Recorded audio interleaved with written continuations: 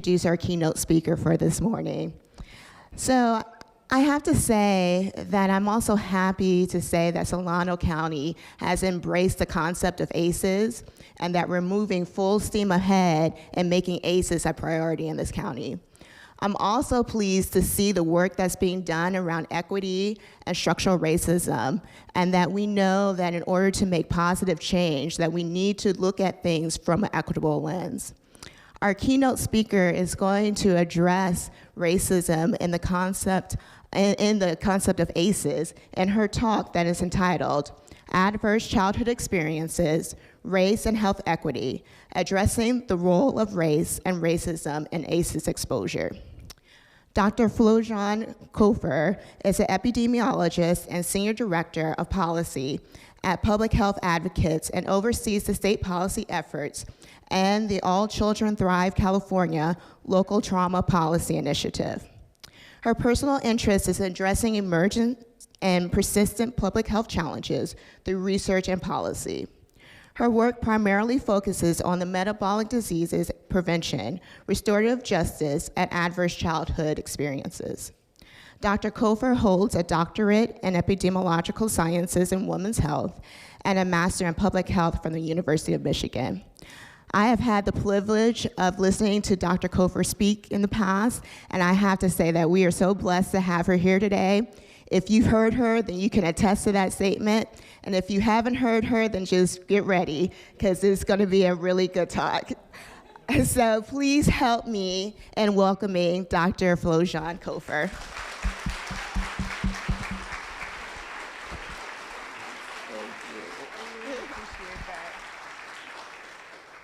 Thank you for a warm introduction and for setting the bar very high.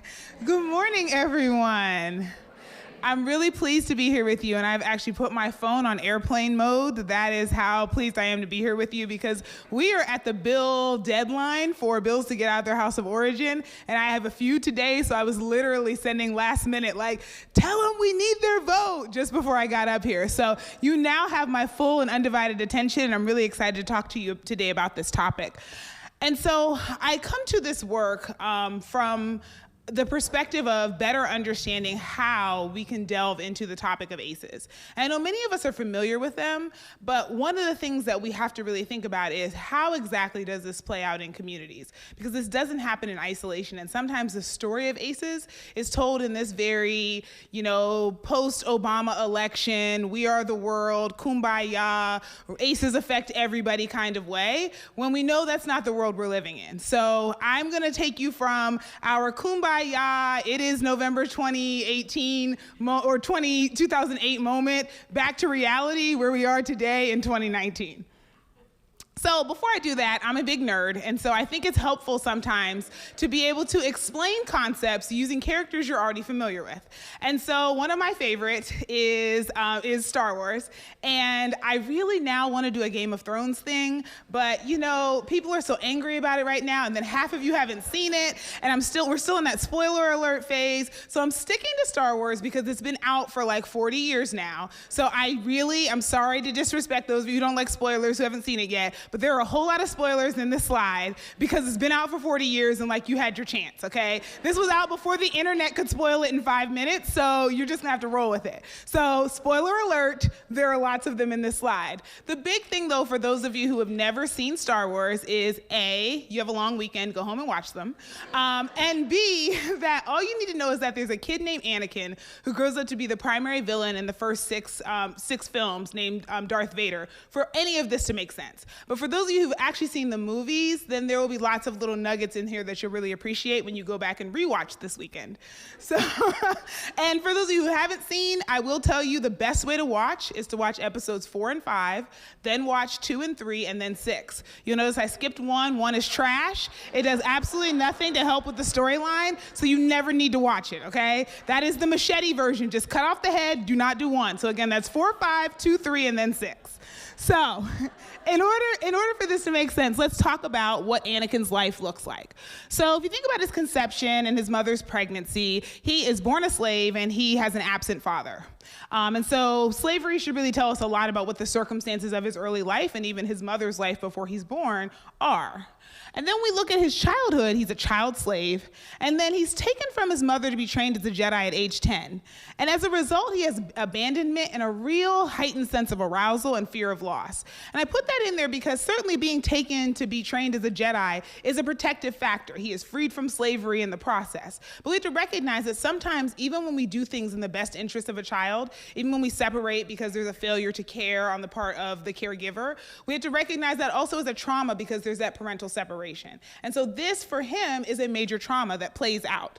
And so in his adolescence, he finally has some major, sort of protective factors, right? He has a trusted adult relationship with Obi-Wan Kenobi, which we have entire program models around because we know that that's one of our resilience factors, is having people around us who have standards for us and hold us to them and really pour into our lives. And so he's getting a Jedi education, and he's freed from slavery, which I hope, unless you're Kanye West, I don't have to explain to you is a good thing and was not an option.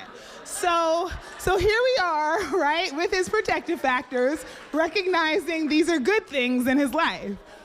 At the same time, however, I like to throw a lot of shade, so just roll with me. At the same time, he's also exposed to violence via the Clone Wars, and he's still away from his family. And so that separation is an ongoing trauma. It started at one point in time, but it doesn't just stop there, and it continues on that he's not with his mother in particular.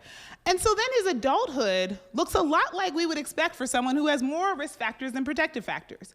He has an unplanned multi-pregnancy. Shout out to the MCAH folks, right?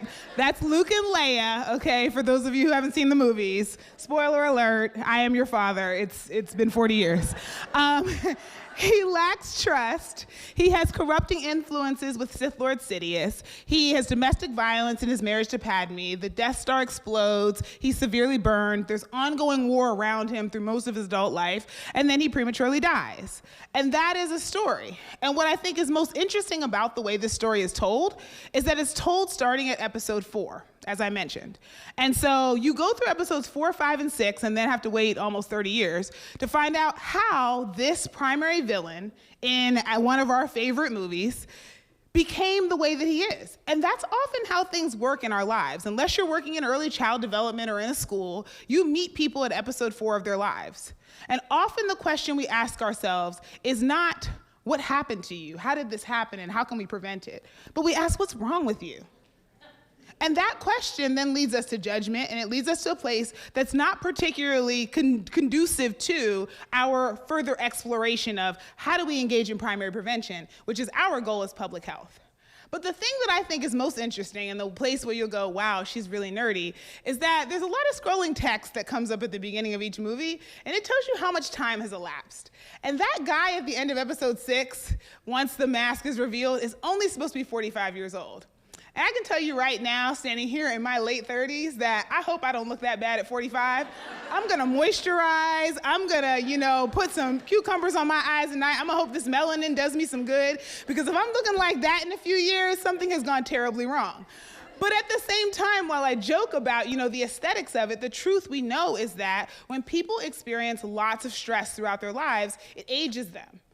And that process, that telomere shortening, those caps that are at the end of your DNA, every time they replicate, your telomeres shorten. And so the more stress, the faster that process happens. And so we actually are aging faster than our chronological age because of the stress we experience. So while I don't think that was the intention of George Lucas when he cast that character at the end of episode 6, it is kind of telling that this person who experienced all of this in their lives looks far older and it seems more aged than his chronological years.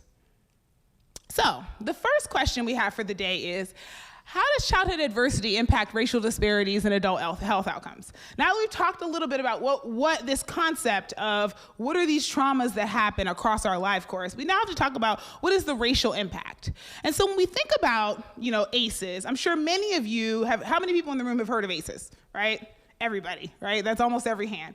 And so the story, though, that I think is really important about ACEs is how we discovered them. Because we discovered them in an obesity clinic in San Diego. Not in child development, not in social services, not the places you would expect. This is not a mental health outcome, actually. It was something that we found while looking at obesity. And what we found is that people who had a lot of weight to lose were actively progressing through their program and losing a lot of weight. And then they reached a point where people started to notice how much weight they they'd lost, and then they stopped losing weight and actually started gaining weight again. And it had nothing to do with how they could manage their calories in and calories out and get their physical activity. It had everything to do with the fact that they stopped feeling emotionally safe, because in our culture, once you've lost a certain amount of weight, everybody around you decides that they no longer have to have manners. And they become incredibly invasive in your personal space in the same way we do when women become pregnant.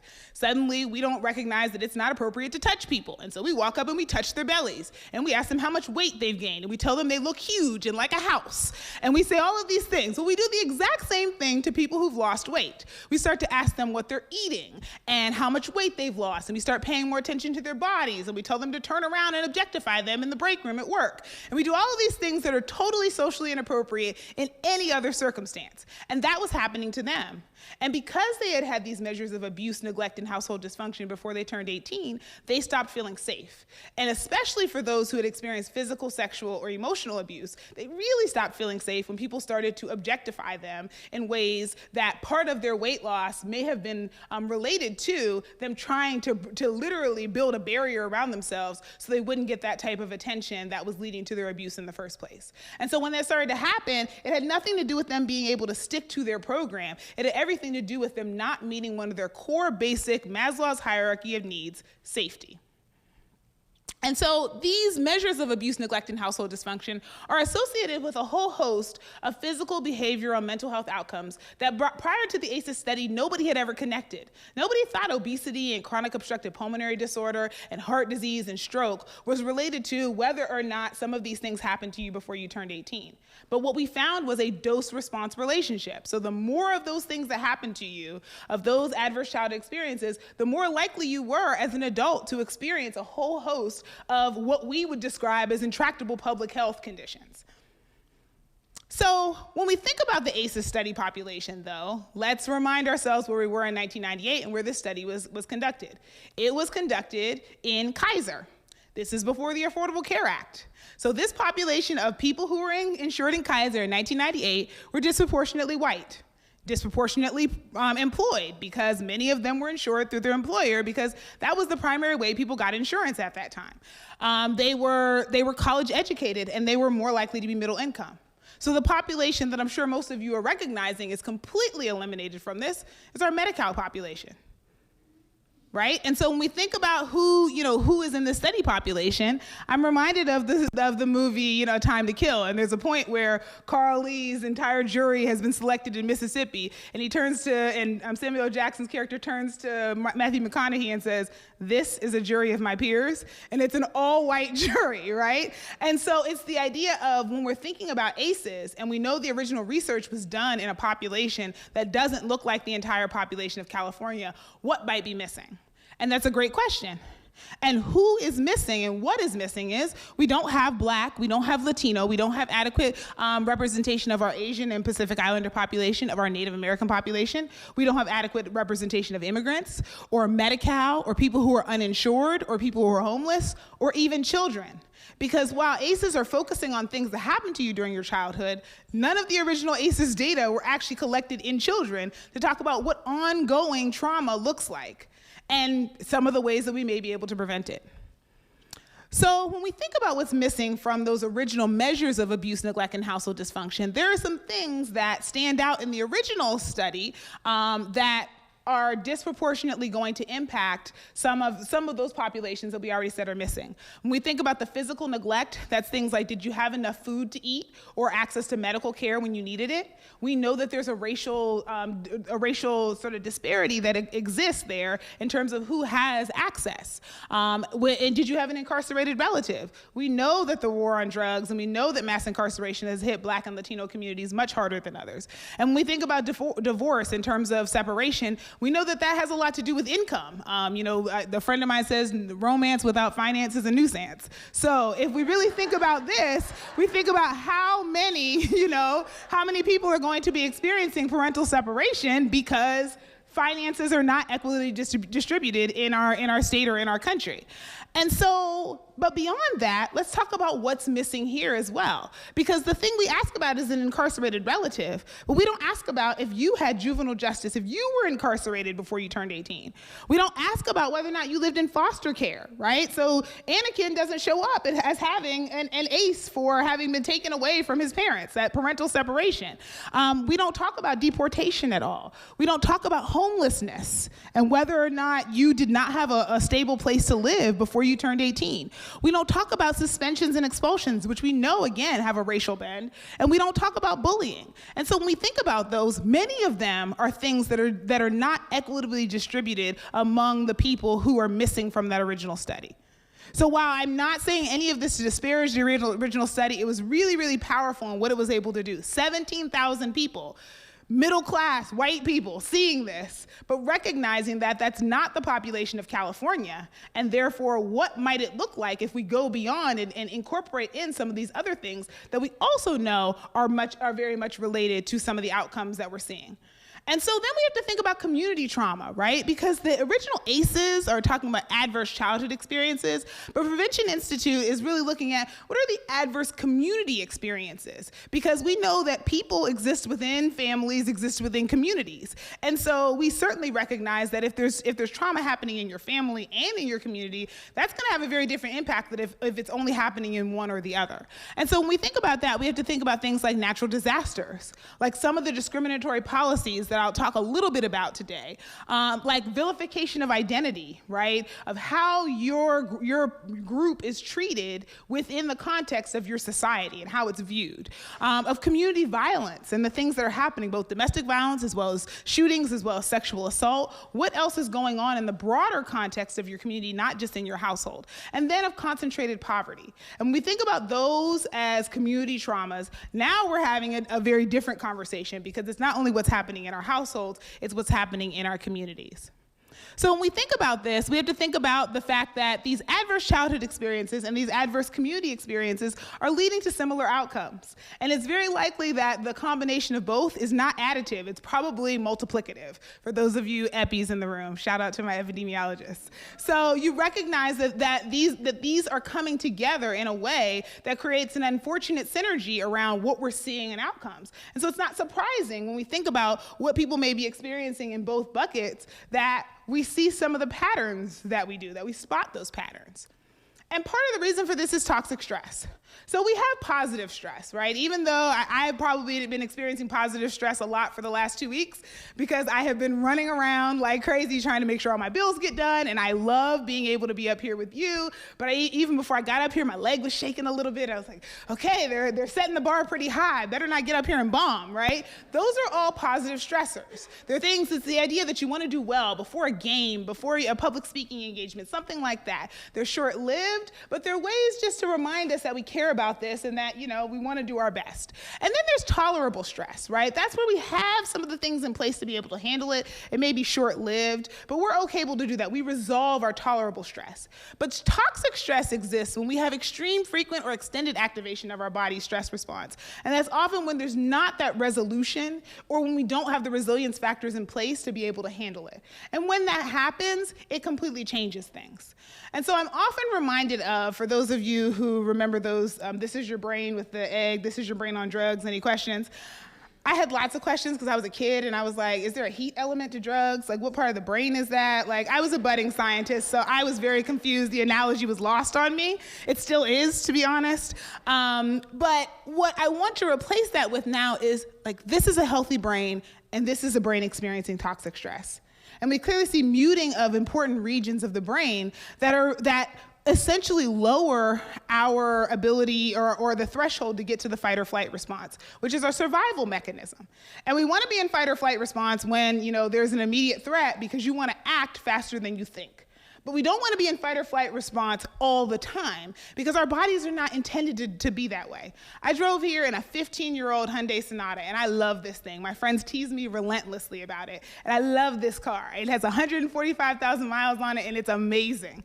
But I am very honest about who my car is. My car is not a brand new Maserati.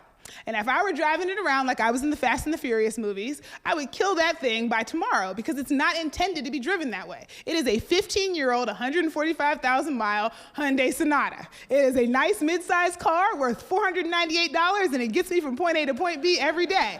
But it is not a Maserati. And so when we are in toxic stress, we are driving our 15-year-old Hyundai Sonata like it is a Maserati, and it is not intended to do that. Now, can it get up to 160 if I needed it to for a minute? Absolutely. Can it stay there and get on the Autobahn? Hell no. So this is what we're talking about when we think about our bodies as being machines, is that they're not designed to sustain toxic stress. That is intended to be a limited term thing to get us out of a bind because we're experiencing that stress because we need it, not because it is the thing that exists with us every day and does not go away.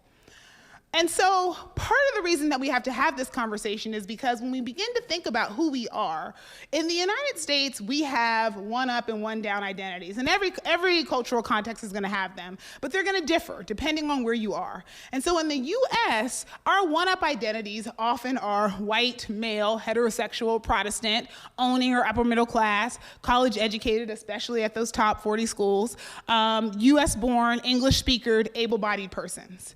And so there is going to be something called intersectionality, which is how our different various identities are going to intersect. And so while I'm going to talk about race a little bit next, I want to remind us that race is not going to be experienced the same by everybody of that same race based on what their other identities are. And so Black queer people are not going to experience things the same way as, a Black queer immigrant who doesn't speak English is not going to experience things the same way as Barack and Michelle Obama. That's not their reality, right? Because they're experiencing different types of intersectionality. They may all experience racism and anti-Blackness, but they're not going to experience it in the same way because of their other identities. So I always like to make sure that that's on the table because it definitely matters, and especially when we're thinking about community.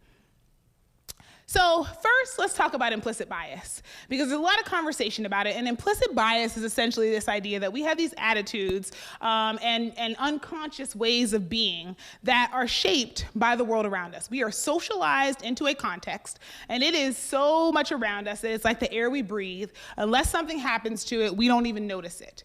And these are often unconscious ways that we begin to think about things. The challenge is that they often favor either your own group or the group that's in power. And if your own group happens to be the group that's in power, you're even more likely to have your biases work in certain ways. And so what that means is that it doesn't necessarily reflect your stated beliefs. You can see yourself as somebody who wants to be equitable and wants to be just, but you have been raised in a society that gives you messages, and some of those messages are incredibly biased just based on the history of our country and the ways in which a lot of our power dynamics are shaped. And the good thing about them is they're malleable, but we'll talk a little bit about what malleable means, because they're not immediately malleable, and we do default to them in many ways. And so some of what we have to really think about is how do we operate around that? And that's what we'll talk about towards the end.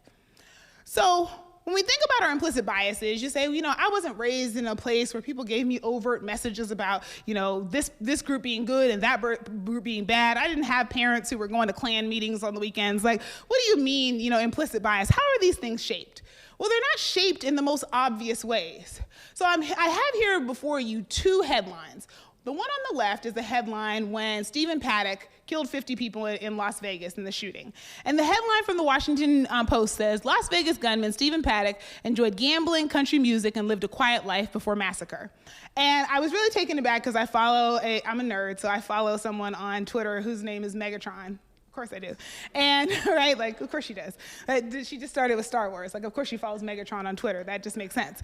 And Megatron aptly pointed out that white privilege is getting a massacre obituary that doubles as a dating profile. Because honestly, if you take away before massacre, some of you have a single person out there in your life who you're like, my aunt likes gambling and country music, and she lives a pretty quiet life. Maybe Steve might be the one for her, right? That is, there's an appeal to our humanity in this headline. And then we contrast that with the headline on Cleveland.com when Tamir Rice was killed. And Tamir Rice was a 12-year-old Black boy who lived in Cleveland who was killed by the police while playing with a toy in the park. And the headline says, Tamir Rice's father has a history of domestic violence.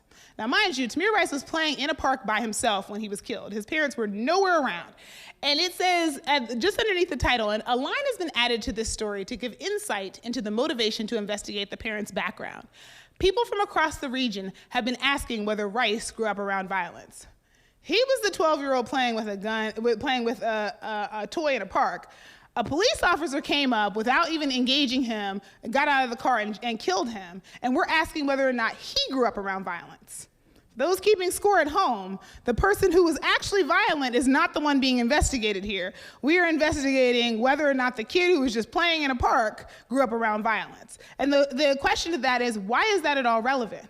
Well, it's relevant because we are trying to come up with reasons why, in the future, this kid was going to be a nuisance. We shouldn't feel too bad about the fact that his life was cut short. When the appropriate questions to be asked were, did the officer grow up around violence? Did something happen to the officer in a park when he was a kid or on a recent, run around the neighborhood that might have led to his behavior? But instead, we're investigating the victim. And the contrast between these two headlines is part of how our implicit biases are shaped, right? We get these messages on a day-to-day basis about who's valuable and who's not. And when they come to us, we're sometimes not even aware of them because they don't come with a headline, here's your implicit bias, incoming racism. That's not how it comes. It's just part of the way that we operate in our society. So it is our job to spot the pattern. And the patterns that we see are that toxic stress and environmental risk factors reflect racial and ethnic designations, right? Going back to kindergarten, we were all given the thing where we had to try to figure out what is the pattern. Well, that is the pattern that we need to begin to spot so we can try to address it. So before we go further, I think it's important for us to define racism because I've said it a few times now. And for those of you who like to argue with people on the internet, you know that calling something racist is a great way to get 285 comments and people yelling back and forth and rescinding invitations for Thanksgiving dinner. That is the way it happens. You know I'm telling the truth. And so part of the reason why that happens is because some of our friends are not that smart. But also some of the reason why that happens, let's just be honest, some of them are not that smart. But some of the reason it happens also is because we have these varying definitions of racism, and we're not always very clear when we communicate about what type of racism we're talking about. So the racism that many people stop at, that they were taught is racism, is the first one here, which is personally mediated racism. And that's when you have this acute stressor that happens. It's what I like to call sometimes Disney racism, and not because you have to wait in line 2 hours to get it and it's overpriced, but more so because even a child can identify it and say, that is racism, you're treating someone differently. It's the kind we often see in movies. It's the way we depict it, right? And that is certainly a way that racism plays, and it's not to be understated. But it's not the only type of racism. And so when people say, I'm not racist, I kind of want to sometimes in a very snarky way say, but who cares? That's not really relevant. Because while it's certainly important not to be racist and yay for you, there also are other types of racism that don't require you to necessarily participate in them actively in order for them to still take hold. And so then we have cultural racism, right? And that's where we decide what groups' characteristics are valued or devalued, right? So the fact that we have a priority on people who speak what we call in the US in a very ethnocentric way, unaccented English.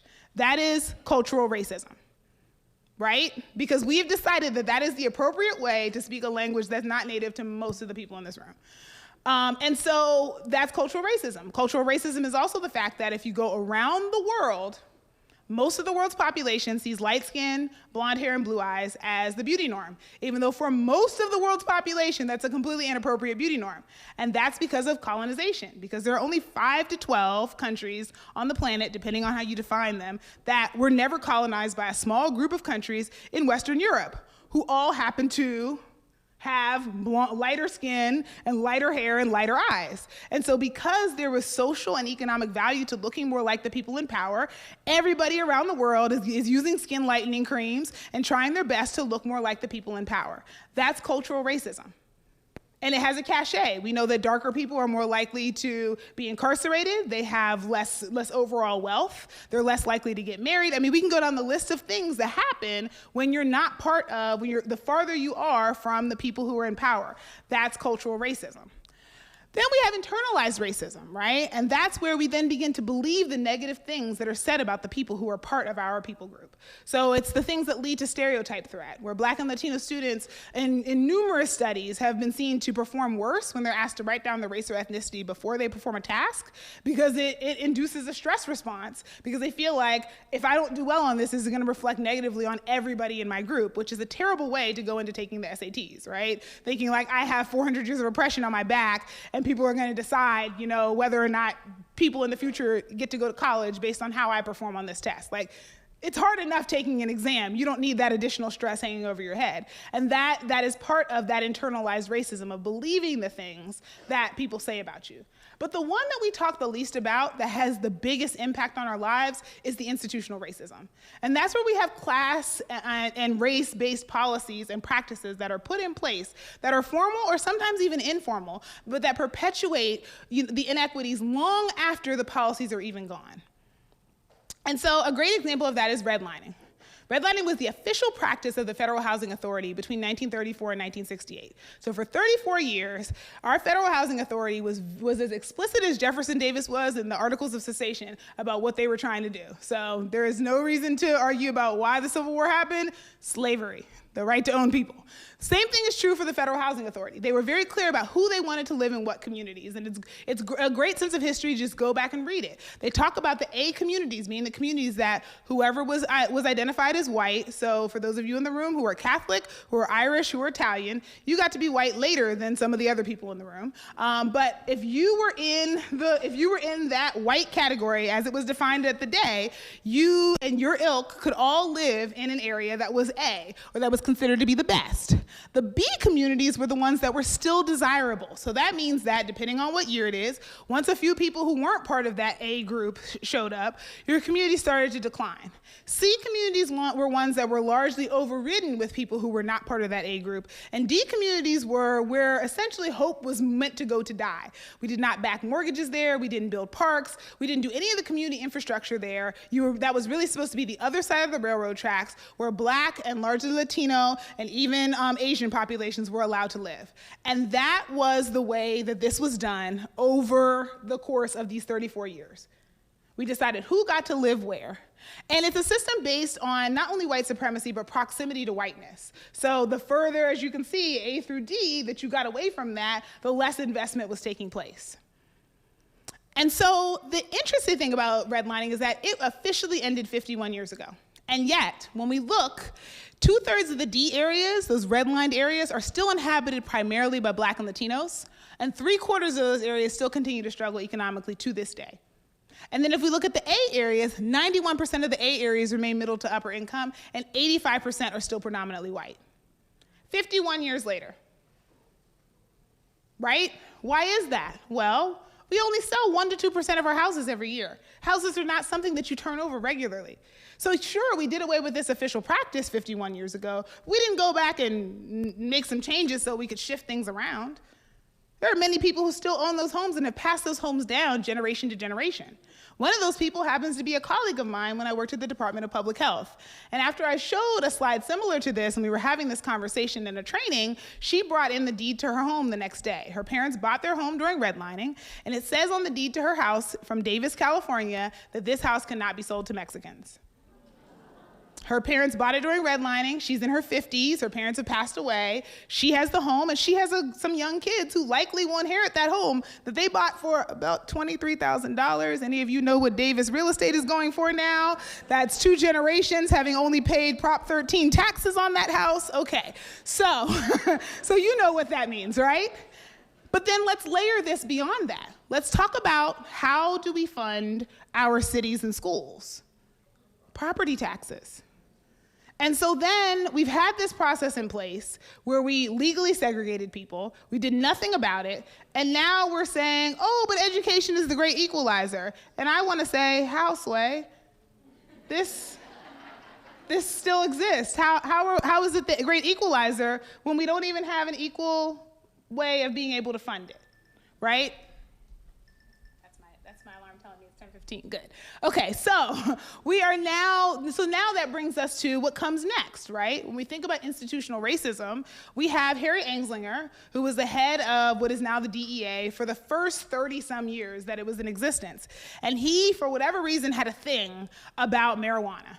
And despite the fact highlighted there in 1944, the New York Academy of Medicine concluded that marijuana did not cause violent behavior or provoke insanity or lead to addiction or promote opiate use, he dismissed it. And then later we even see future administrations. The Schaefer Commission advocated decriminalizing marijuana in 1972.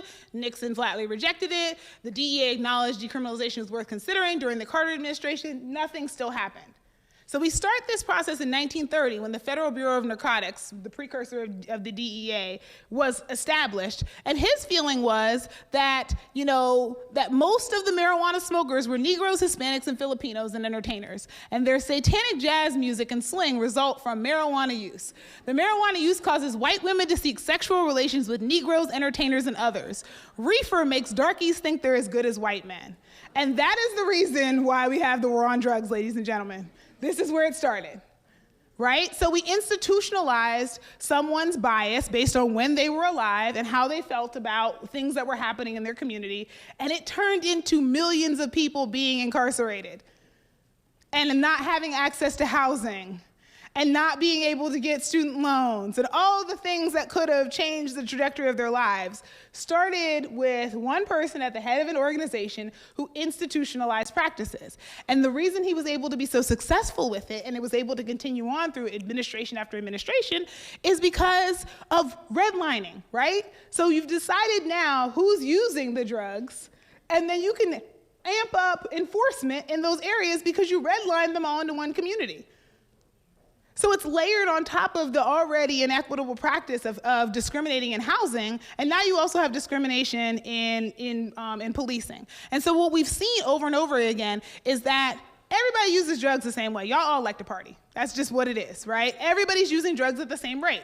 We have the same levels of addiction. We have the same levels of use. The difference, though, is that the Black and Latino communities were over-policed and were much more likely to be arrested and incarcerated for them. And that what we found over and over again is that those differences are entirely attributable to racial bias in policing. Not somewhat, not a little bit, not 20%, entirely attributable to differences in enforcement. And the impact that they've had on immigration status, on child custody, on employment, on housing, on social services, all of these things that resulted from that. So that's the role of institutional racism.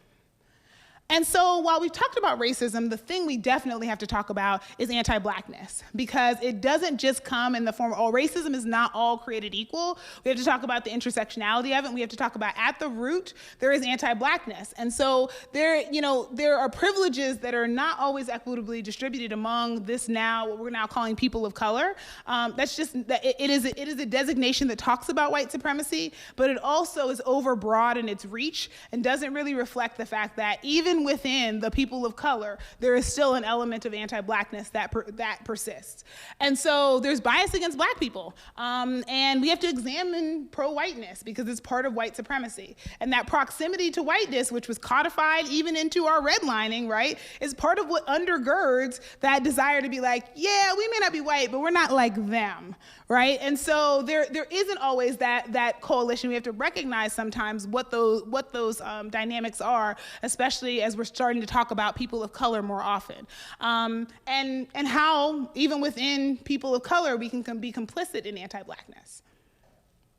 So what's the impact? Well, I think by now we're sort of at the place where we kind of understand what the impact is, right? We've layered these things on top of one another, and this is how a lot of what we see, the disproportionality, right? It's expected. It's expected disproportionality given everything that we've already talked about in terms of poor underperforming schools and poorly maintained areas and food deserts and community violence and high incarceration rates and higher disease burden and lower life expectancy.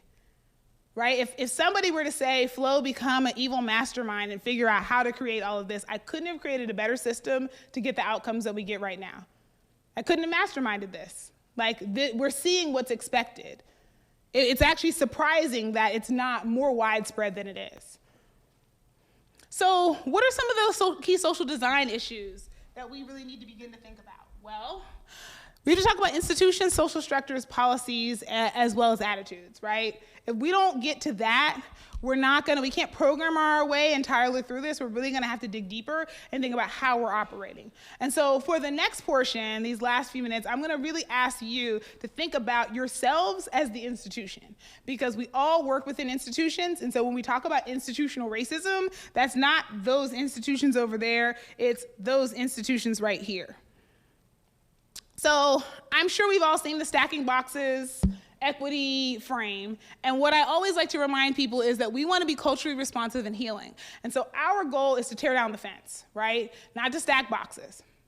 So we need to be looking for, I think it's a really apt sort of, illustration of, we need to be looking for the opportunities where we're tearing down barriers instead of stacking boxes. Because if the barrier remains, that box could go away, things can happen, the boxes are impermanent. But tearing down the fence makes it so everyone can see. Now then we have to get to the hard work of figuring out, is this an adult with 2 kids, or is there some gross stunting that's happened based on lack of access to things, right? Like, we're gonna get to that next. But first, we start with tearing down the fence, okay? And then we get to what are the long-lasting implications and how do we do some reparations and whatever else to make up for the fact that we may have caused harm to these 3 adults who were at the game, and we're seeing them as an adult and 2 children. So some of the implications for practice. One of them is that we have to recognize that addressing community trauma and historical trauma arises from institutional racism. We need to be calling that out and not being silent on it, because when we are silent, we are complicit in the ways that things have always been. So we need to be very clear about that. We need to be unabashed about that. And we need to, as a public health cohort, we need to be the ones that are advancing this, because far too often, public health, because a lot of us are rooted in government, have been very silent on some of the things that are going on until after the fact. And we can't play the Monday morning quarterback or the Tuesday morning quarterback, because there's Monday Night Football. I don't know why we always say that. But the Tuesday morning quarterback, we can't continue to do that. We have to be looking at the front and leading the way on the charge, because we often have the data and we're often in agreement about what we're seeing. And so the next step is we need to lead the charge on helping other institutions begin to think about it by modeling those practices and having those outcomes for ourselves. And so if we do that, we're in a much better position to be able to address both community trauma as well as individual trauma. But we know how organizations work, right? And so the age-old question is, who wants change? Everyone. Who wants to change? No one. Right? Because change is hard and it is challenging for all of us. And so what we're really talking about here is a way that we have to shift our practices so that we're actually making concrete changes. And that means we have to be comfortable being uncomfortable. So as hopefully engaging as all of this is, we're not going to overcome your socialization in a conference session. We're just not. So what we're hoping to do, though, is plant some nuggets so that this work can continue on and can really deepen and take some roots in the ways in which we operate. And one of those ways, and I'm going to say this probably at least 3 more times, is that best practices have to be institutionalized. It is not enough to have Dr. Fuller here and to be able to have a charismatic leader who cares about these issues and will speak to them, and then she goes off and gets plucked by, the next administration, and boom, all the work that you've done around equity and around ACEs and everything else goes away. That's not the way it should work. The way it should work is that this is so embedded in the way that you work that it doesn't matter if everybody turns over. The institution, the documents, the ways in which you practice are there to be able to pick up the steam and for everybody to move forward. And so we have to design with intention, and I'm going to come back to we can't be trusted, because we can. So one of the first ways, I wouldn't be an epidemiologist if I didn't start with saying, start with your data. And I don't necessarily mean the data that you're collecting externally. I mean internal data. Starting with, because you are the institution, starting with internally, are there 1 down staff? Again, using that 1 up and 1 down, right? Are there 1 down staff who are leaving the organization at the same level? That often speaks to a lack of opportunity, especially when you see all the worker bees look like your after-school special college catalog. You have your Asian one, you have your Pacific Islander one, you have the black one, you have the quirky one, you have the white one, you have if that's what it looks like at the bottom of your organization and the top of your organization doesn't reflect any of that, and then people who are all part of your 1 down staff are leaving at the same place, that's likely a pipeline issue. It means that you're not offering opportunities for advanced leadership among those folks. Are they underrepresented or entirely absent from leadership? That's also a sign that something is going wrong. Are they expected to do all of the unpaid diversity inclusion work? You know what I'm talking about. Hey, this is Keisha, she's new here. Why don't you mentor her, right? We know that's how that works, right? Or we're gonna do this equity initiative, silently stares in blackness at Flo. So if you're noticing that, is there space for new ideas and new practices? Because that can be a way that even when we're trying to do all the other things, if we're not willing to do things differently, if we're not willing to try something new, if we're not willing to innovate, we're going to continue to see the same thing we've always seen. So we have to be willing to shake things up and try something new. If your answer to everything that's not already tried and true is no, we're in a bad place. And that's not to speak against evidence-informed strategies, because there are some out there. I'm loving the Advanced Peace program that is trying to reduce community violence and all of that. But the bottom line is that 10 years ago, that was a new practice. We didn't have it, and so we have to be willing to try something new. Otherwise, we're going to continue to see the same thing we see now, because we haven't completely fixed these issues. So we have to be thinking outside of what we've always done. And then externally, are we partnering with community members from one-down communities? Are we paying or recruiting people into our organization from one-down communities? That's a big one. Are we building capacity within the one-down communities? Or are we coming in and just sort of, doing something short-lived and walking away? How are we leaving that community in a way that they are in a better position to continue on the work without us? That should be our goal. And are we addressing structural barriers for that community? Because that's the thing that we can do. We don't come in and empower. We don't have power to give. We don't come in and colonize. We come in and address structural barriers, because we are part of the institutions that could be those barriers, so that they're in a better position to be able to self-actualize. So some of the common problems here really are mourning the good old days, right? We say we want equity, but we don't want to share our pronouns, because that's hard. And can't you see I'm a girl? Why do I have to do that? Nobody here is trans, right? So who cares? Nobody's non-binary. Why do I have to change the way that I've always done things, right? So we mourn the good old days. We don't want to change our practices, really. And that can be one of our common challenges. Mistaking the mirror for merit is a big one, right? We often think that we're hardworking people, and we overestimate how great we are, and then we go out and we look for people who are just like us. And that results in our organizations looking just like they've always looked. So we need to stop mistaking the mirror for merit. And I will be totally honest that if I'm hiring, I went to Spelman, if I get a Spelman application across my desk, I'm ready to go, yeah, hired, sister.